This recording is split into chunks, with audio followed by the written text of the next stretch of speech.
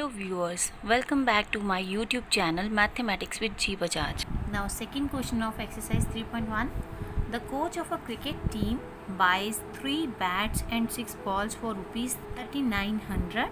Later she buys another bat and 3 more balls of same kind for rupees 1300. Represent this situation algebraically and geometrically. So again we have been given two situations or two conditions which we are going to solve. So first of all we can see there are two things, bats and balls, and the total cost is being given. So first of all I am going to write down the cost of bat and cost of ball individually. So let the cost of one bat be X rupees and cost of one ball be Y rupees. According to the question, the coach of a cricket team buys 3 bats and 6 balls for 3900 rupees. That means the cost of 3 bats.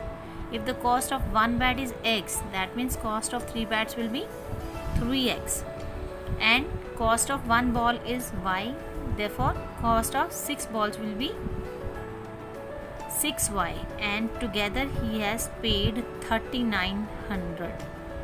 The cost of 3 bats plus the cost of 6 balls is equal to 3900. So one of the situation is this one. Another one, later she buys another bat, that means one bat she buys now. The cost of one bat is 1x and 3 more balls of the same kind for 1300. 3 balls, that means the cost of one ball is y, the cost of 3 balls will be 3y, and together they cost 1300. So this is algebraically we have represented the condition given. Now we need to draw them in the graphs. So by now we got the two equations for question 2. 3x plus 6y is equal to 3900 and 1x plus 3y is equal to 1300. So we are going to find the solutions of these two equations, and after that we are going to put it on the graph. So here I can see 3 is common, so let me take it out. Here it becomes x plus 2y equals to 3900, and after cutting, so we are left for this equation with x plus 2y equals to 1300. So two of the equations are these one, so we are going to solve this. One, x plus 2y is equal to 1300, and another one is x plus 3y is equal to 1300. So let's solve it. X equals to 1300 minus 2y.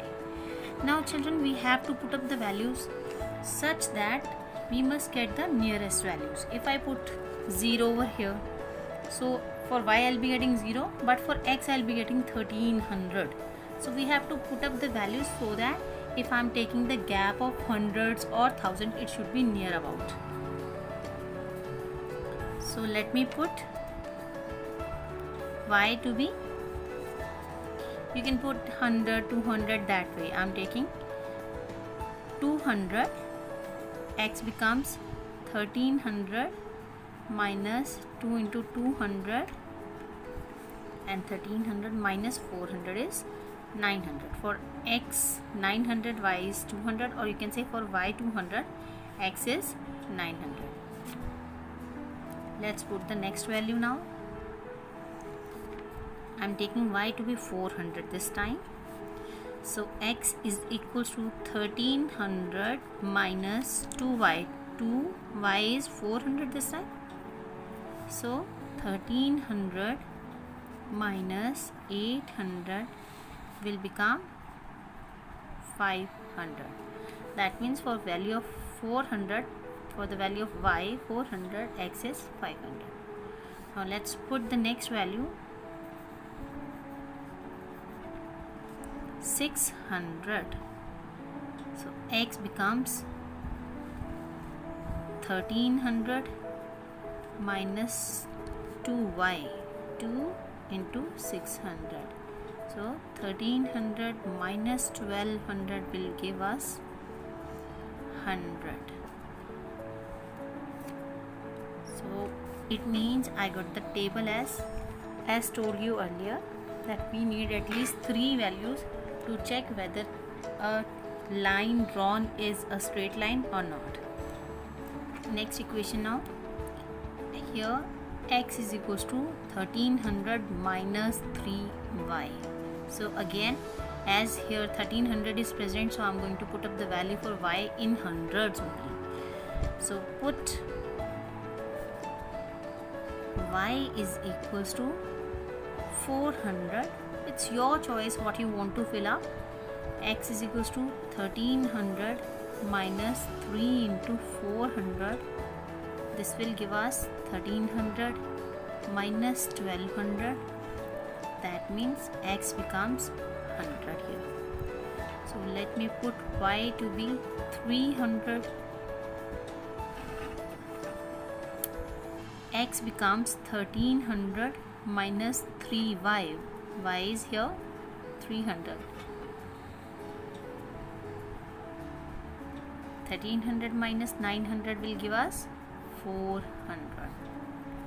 Right? You can see so near values 300, 400, because we are going to take the gaps in hundreds now. Let's put y to be 200. X becomes 1300 minus 3 into 200. So this will give us 1300 minus 600 equals to 700. That means what the table I'll be getting, we'll have first value as x and another value as y. So let's draw these tables on the graph now. So I have made the x's and I have divided the intervals in hundreds now. So first value we got as 900, x and y is 200. That means on 900 x and the value of y is 200 in front of 200. So one value we got as 900 and 200. After that we have been given the next value as 500 and 400. So that means x will be 500 and 400 from y side. X is 500 and y is 400. So another point we got as here, and then third point is 100, 600. X is 100 and y is 600. So after joining these 3 points we got a straight line. For the second equation, here for 100 we have to approach up to 400. X is 100, y is 400. Then x is 400 and y is 300. For 400 and here it is 300.